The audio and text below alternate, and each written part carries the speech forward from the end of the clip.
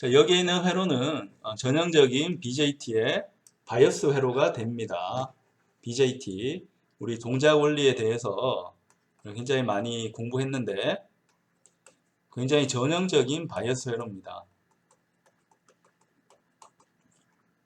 그래서 이 회로는 보통 이제 우리 입력을 줄 때 컬렉터 쪽에 전압을 하나 주고 베이스 쪽에 여기처럼 베이스 쪽에 전압을 하나 줘야 되는데 이렇게 하면 전압원이 두 개가 필요하니까 좀 불합리합니다. 그래서 그렇게 하지 않고 컬렉터에 있는 전압을 분합해서 베이스 쪽으로 주게 됩니다. 이런 방식을 자기 바이어스, 자기 스스로 바이어스 한다고 해서 자기 바이어스라고 하고 영어로는 셀프 바이어스가 됩니다. 자, 셀프 바이어스 회로인데 이 회로를 직접 한번 해석을 하겠습니다. 자, R1, R2, RC, RE를 알아야 되는데 요 R1은 50kΩ이고요. 50kΩ이고 R2는 10kΩ, RC는 2kΩ, RE는 0.5kΩ입니다. 그리고 중요한 게 우리 걸어주는 바이어스 전압인데 VCC 전압은 12V로 되어져 있고요. 트랜지스터의 베타는 100으로 설정을 했고 그 다음에 베이스하고 이미터 사이에 걸리는 전압은 0.7V로 가정하고 계산을 하게 됩니다. 이걸 해석을 할 때 맨 첫 번째 해야 되는 거는 셀프 바이어스이기 때문에 베이스 쪽에 걸리는 전압을 정확하게 알 수가 없습니다. 알 수가 없어서 이 회로를 등가적인 회로로 이제 바꿔야 되는데 전압을 우리가 다루고 있기 때문에 테베넨 등가 회로를 쓰는 게 좋습니다. VCC라는 전압이 어디 전압을 인가하고 있는가 하면 R1하고 R2라는 저항에 전압을 인가하고 있습니다. 그래서 VCC는 12V가 되고 R1은 50kΩ, R2는 10kΩ 이렇게 되고 있습니다. 그럼 이 전압은 어떻게 계산하는가 하면 테베넨 등가회로이기 때문에 여기서 전압을 측정을 하면 얘가 VTH 자, 우리 회로에 있는 것처럼 이 전압을 구하는 게 됩니다. 그리고 RTH라는 전압이 있는데, 저항이 있는데요. 얘는 구하는 방법이, 자, 여기서 내가 전류를 흘린다 생각했을 때, 이 전류가 어떻게 됩니까? 이렇게도 흐르고, 그 다음에 이렇게도 흐르잖아요. 병렬로 R1, R2를 흐릅니다. 그래서 RTH는, R1, R2가 병렬이구나, 라는 걸로 쉽게 알 수가 있습니다.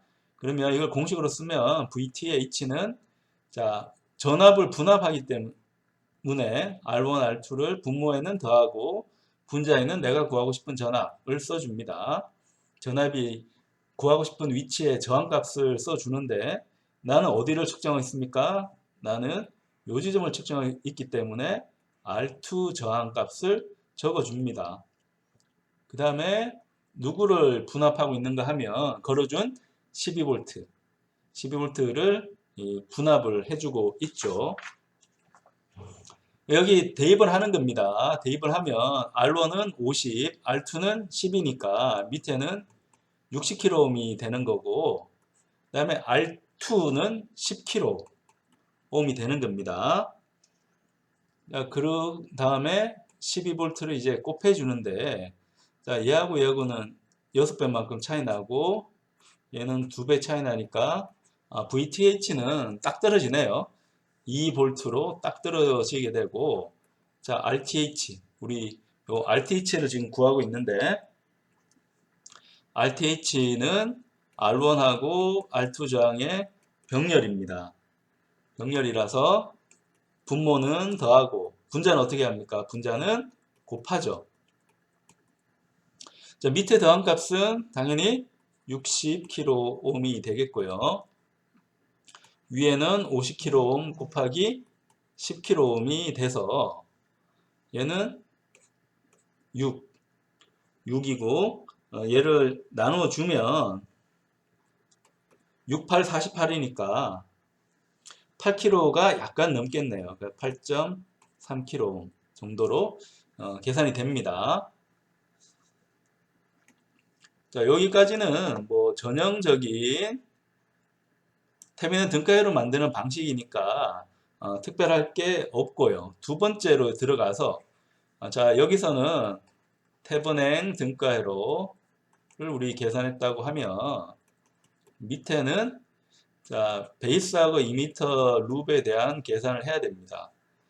베이스하고 2m 룹에 대한 계산은 어떻게 하는가 하면 우리 전체적인 회로를 보는 게 아니고 회로의 일부만 보는데 그 일부가 어디라는 겁니까? 베이스하고 2m 사이에 루프를 본다는 겁니다. 그래서 얘는 루프이기 때문에 전압을 본다는 겁니까? 전류를 본다는 겁니까? 전류를 보는 거죠.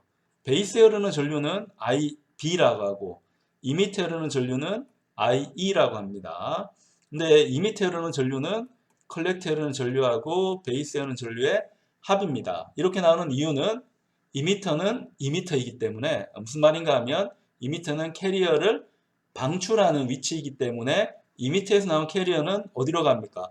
베이스에서 아주 조금만 결합하고 나머지는 다 컬렉트로 넘어갑니다. 이게 트랜지스터의 동작 원리입니다. 얼마만큼 넘어가는가? 베이스 기준으로 해서 컬렉트 쪽으로 넘어가는 전류가 얼마인가? 라는 걸 나타내는 지표가 베타라고 하는 지표입니다.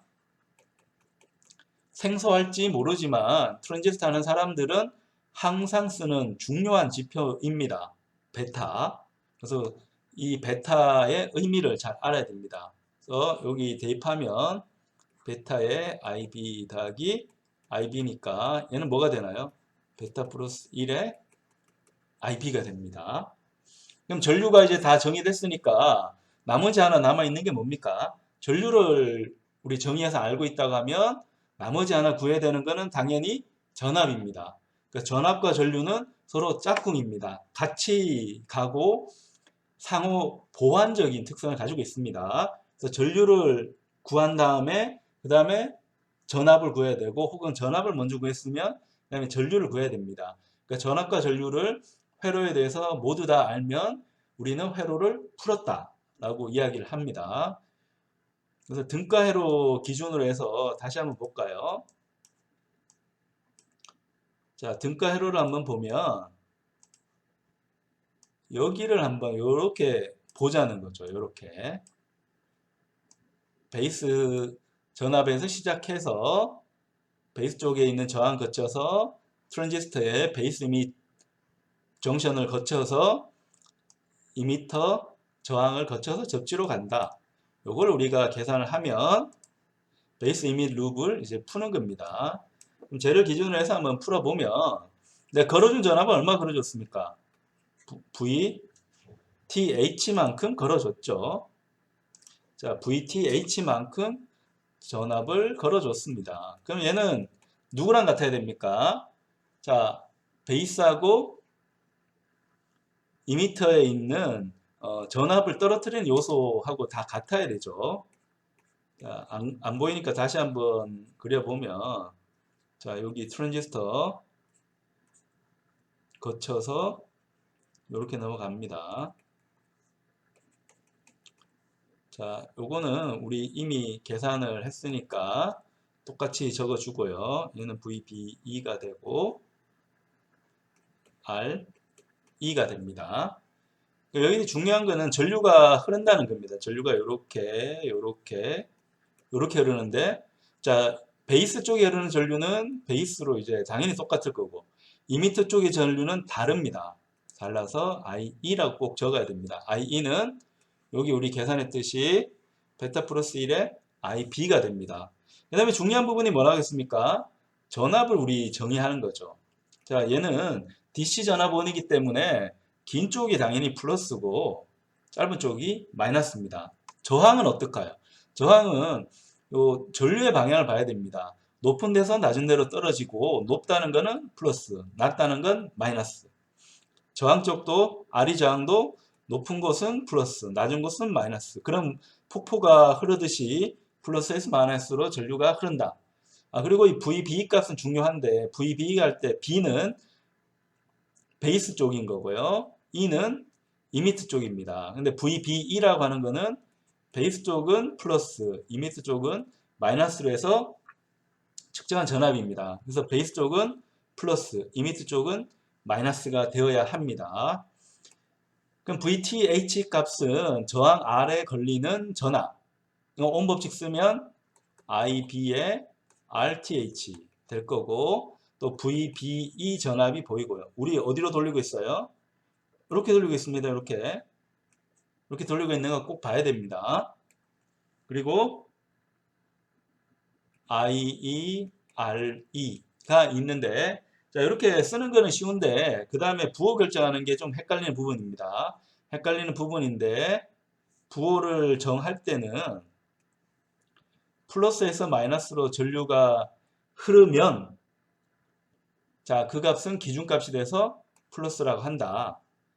그러니까 VBE 값도 마찬가지로 전류가 이렇게 흐를 텐데 그 흐르는 전류는 플러스에서 마이너스로 움직이죠. 그래서 VBE 값도 플러스.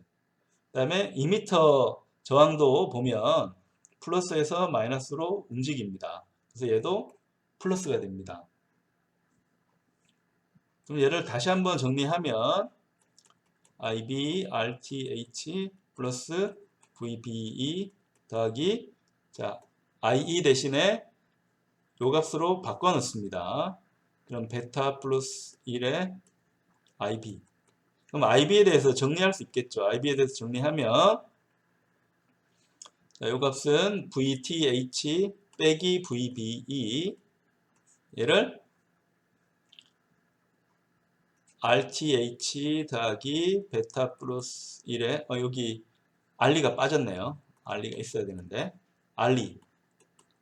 자, 이렇게 적을 수가 있습니다. 그럼 얘 계산을 해보면 VTH는 얼마입니까? 아까 2V라고 계산했죠. 2V라고 계산했고 VB는 0.7V를 우리 계산하라고 했고요. RTH는 아까 8.3kΩ을 계산했고, 베타가 100이니까 베타 플러스 1은 100일이 되는 거죠. 거기에 알리는 얼마라고 했습니까? 알리는 0.5kΩ입니다. 0.5kΩ. 그래서 얘를 계산을 하면 베이스 전류를 구할 수가 있습니다. 계산기를 한번 해볼까요? 해보면 위에는 1.3이 되겠고, 자, 밑에는 8.3. 킬로는 이제 생략합니다. 그래서 100일 곱하기 0.5 하고, 킬로가 이제 분모에 있으니까 단위는 밀리 암페어가 되겠죠. 밀리암페어. 그래서 얘를 계산기로 한번 계산을 해 보겠습니다. 자, 계산기로 계산을 해보면 1.3, 자, 나누기 8.3 더하기 100일 곱하기 0.5 갈로 하면 0.022가 나오네요. 0.022 밀리암페어. 근데 공학할 때는 소수점 밑으로 너무 내려가는 거 안 좋으니까 얘를 다시 마이크로 암페어로 나누면 22 마이크로 암페어가 되는 거 볼 수가 있습니다. 근데 우리가 구하고 싶은 거는 뭐였습니까? 베이스 전류였나요? 베이스 전류도 물론 중요하긴 한데 더 중요한 거는 뭐예요? 컬렉터 전류입니다. 이 컬렉터 전류가 바이어스를 결정합니다. 바이어스가 왜 중요한가요? 바이어스가 액티브에 있어야지 증폭을 잘 할 수가 있습니다. 그래서 베타 IB를 계산하는 게 중요하고 100 곱하기 22 마이크로 하면 얼마가 됩니까? 2200 마이크로 암페어니까 이게 얼마예요? 2.2 밀리 암페어가 되는 거죠. 2.2 밀리 암페어 되는 거 우리 계산했습니다. 그러면 여기서 알 수 있는 거는 중요한 지표인 베이스 전류를 계산을 했네요. 어떻게? 베이스하고 이미터 룹을 해석함으로써, 자, 요거를 했고, 이제 마지막 바이어스 조건 중에 하나가 VCE를 계산하는 겁니다. VCE. 얘는 어떻게 계산하는가 하면 컬렉터하고 이미터 룹을 돌려야 됩니다. 돌리면 VCE 값을 얻을 수가 있습니다. 요 회로도 다시 한번 그려보면 자, 위에 걸어주는 전압은 VCC만큼 걸었는데 저항 하나 하고 트랜지스터를 거쳐서 RE 거쳐서 접지로 갑니다. 얘도 이제 루프니까 어디서 어디로 가야 되는가 하면 이렇게 가야 됩니다. 가야 되고 여기도 이제 VCE 이걸 봅시다. 보고 전류도 흐르는 거 보면 여기는 전류가 IC만큼 흐르고 밑엔 전류가 IE만큼 흐릅니다. 그리고 플러스 마이너스 해야 되는데 높은 데서 낮은 데로 흐르니까 높은 쪽이 플러스, 낮은 쪽이 마이너스. 자, 이미터 저항도 마찬가지로 위쪽이 플러스, 아래쪽이 마이너스가 됩니다. VCE는 생성할 수 있는데 이 표기법 의미 알아야 됩니다. 이미터 빼기 컬렉터 빼기 이미터입니다. 여기 CE라고 하는 거는 컬렉터 쪽은 플러스로 놓고 이미터 쪽은 마이너스 놓는다 하는 겁니다. 그럼 이 기준대로 가면 컬렉터 쪽은 플러스, 이미터 쪽은 마이너스가 돼서 전류가 위에서 밑으로 흐르는데 높은 전압에서 낮은 전압 쪽으로 항상 부호가 맞게 설정이 되어 있는 상태입니다. 그러면 여기에 이제 전압 법칙을 쓸 수 있죠. VCC는 뭐랑 같습니까?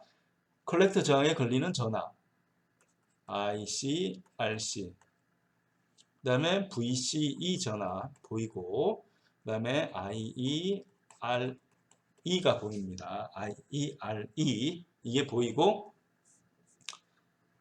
그 다음에 부호 결정해야 되는데 위에서 밑으로 오는데 얘다 플러스죠. 플러스에서 마이너스로 가잖아요. 얘 플러스고 자 전류가 위에서 밑으로 흐르는데 위쪽이 플러스 밑쪽이 마이너스니까 얘도 기준 전압은 플러스로 해주고 그 다음에 이미터 전류하고 이 전류가 만드는 전압을 보면 위에서 밑으로 전류가 흐르는데 위가 플러스 밑에가 마이너스 그럼 여기도 플러스 그럼 우리 구하고 싶은 건 뭐라고 했습니까? 자 우리는 VCE를 구하고 싶습니다.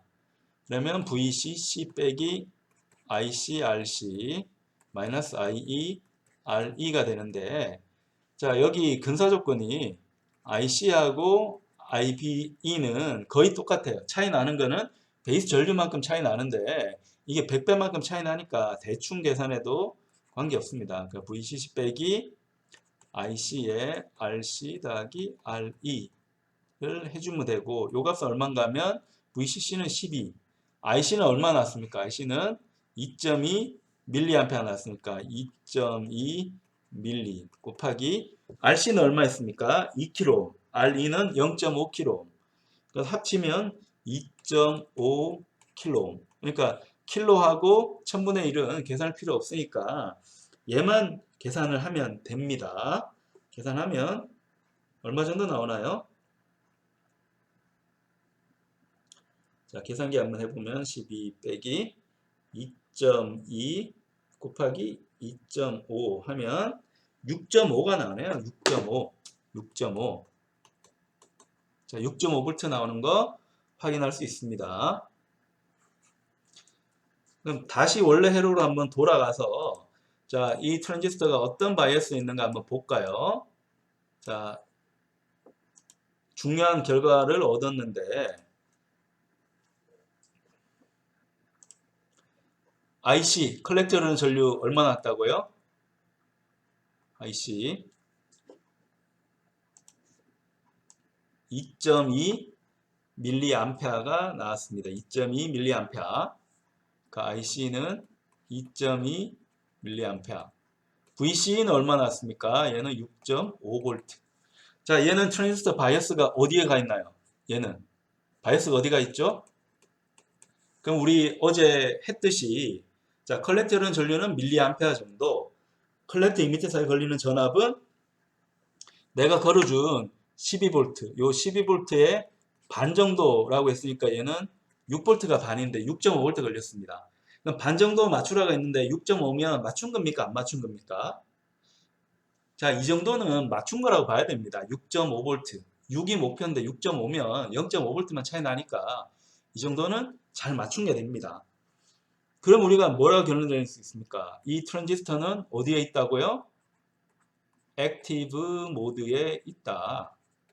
그래서 액티브 컨디션을 만족한다. 액티브가 되면 뭐가 좋습니까? 증폭이 되는 거죠. 자, 이 구조의 회로를 이용하면 증폭을 쉽게 만들 수가 있습니다. 그래서 전형적인 트랜지스터의 셀프 바이어스 회로를 해석을 해 봤고요. 여기서 우리가 본 내용이 트랜지스터에 그대로 성립하는지 궁금하니까 이 부분을 스파이스로 시뮬레이션을 해 보겠습니다. 컴포넌트에 가서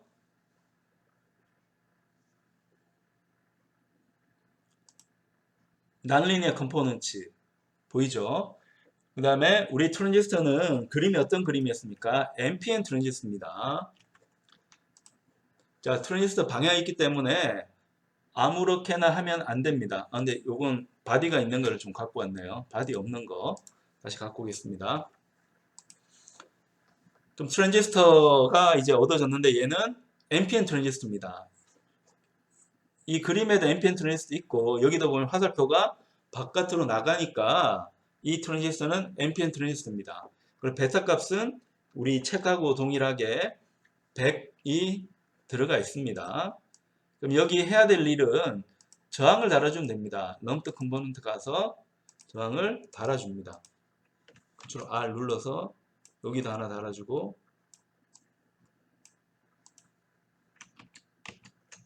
자, 예, 복사해서 달아주겠습니다. 달아주고 여기도 달아주고요. 여기도 달아주고. 자, 이렇게 우리가 회로를 달아줬습니다. 보기가 좀 편해야 되니까 좀 옆으로 움직이죠 뭐.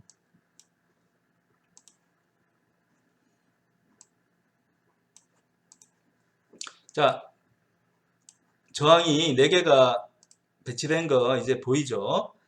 자, 그리고 여기에 대해서 저항값을 바꿔줍니다. R1은 50kΩ이 되어야 하고요. R2는 10kΩ이 되어야 합니다. 10. 그 다음에 컬렉터 쪽 저항은 2kΩ이 되어야 하고요. 이미터 쪽 저항은 0.5kΩ이 되어야 합니다. 그럼 저항도 배치가 끝났네요. 그럼 여기에 선을 연결해서 전압을 연결을 하겠습니다. 밑에도 연결할까요? 자, 밑에도 연결해서 밑에는 접지를 달아주면 되고요. 위쪽은 전압을 하나 달아줘야 됩니다. 그래서 소스에 가서 전압을 하나 달아줍니다. 이 전압은 이렇게 달아주면 되겠네요. 접지도 하나 회전을 시키고요. 그럼 이 전압은 얼마가 돼야 됩니까? 12V가 돼야 됩니다. 12V가 되도록 해줬고요. 우리가 얻어야 되는 전류값이 중요한데 전류값 어떻게 얻을까요? 프로브를 갖다 달면 되죠. 여기 디바이스에 가서 전압부터 한번 해볼까요? 전압부터. 이 전압은 VCE를 계산해야 되니까 여기 놓고 회로를 이렇게 연결합니다. 자, 컬렉트 쪽에 하나 달고 이미터 쪽에 하나 답니다. 그러면 얘는 측정을 누가 하는 겁니까? 컬렉터는 플러스, 이미터는 마이너스. 그래서 VCE 전압을 재는 거죠. 그래서 이름을 VCE라고 하겠습니다. VCE를 재주는 거고요. 그리고 내가 재고 싶은 게 어떤 게 있나요? 자, 나는 여기에 베이스 쪽에 흐르는 전류를 재고 싶습니다. 그럼 얘를 조금 더 넓혀 놓고 여기다가 그런 소스를 하나 달겠습니다. 얘는 이름은 CB라고 할게요. 베이스 쪽에 전류라서 CB. 또 뭘 봐야 되나요? 자, 여기서 봐야 되는 거는 컬렉트 쪽에 흐르는 전류를 봐야 됩니다. 그래서 얘도 좀 올라가겠습니다. 올라가서 전류를 계산을 하겠습니다. 그럼 프로브를 달아주는데 전류 방향은 위에서 밑으로 가야 되니까 위에서 밑으로 가도록 달아줍니다. 그러면 이름은 CC라고 적습니다. 자, 그러면 우리가 알고 싶은 부분에 대한 프로브 설정이 끝이 났네요. 저장 한번 하고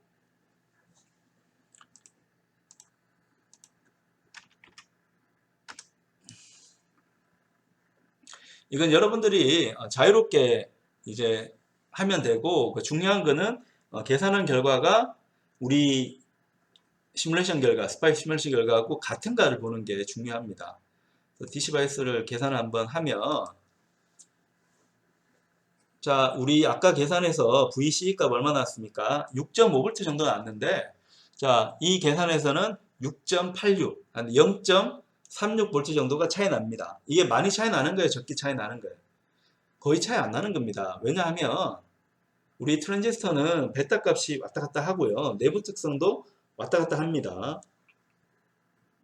그래서 이 값은 정확하게 알기는 힘들고 스파이스가 계산한 거니까 이 스파이스가 동일 조건에서는 더 정확한 계산이라고 볼 수 있겠죠. 베이스 쪽에는 전류는 2.2, 22 마이크로였는데 여기 20 마이크로. 그래서 약간 차이 나고 컬렉트 쪽에 흐르는 전류도 2.2 밀리암페어라 했는데 얘는 2.05니까 한 0.15 밀리암페어 정도가 차이 납니다. 자, 이렇게 차이가 나지만 우리가 스파이스로 계산한 결과하고 대충 계산했지만 자, 트랜지스터 등가 모델을 채택해가지고 계산한 결과하고 비슷하게 나온다는 것은 굉장히 좋은 결과입니다. 자, 이 두 결과를 비교함으로써 오늘 실습은 잘 마무리가 되었습니다.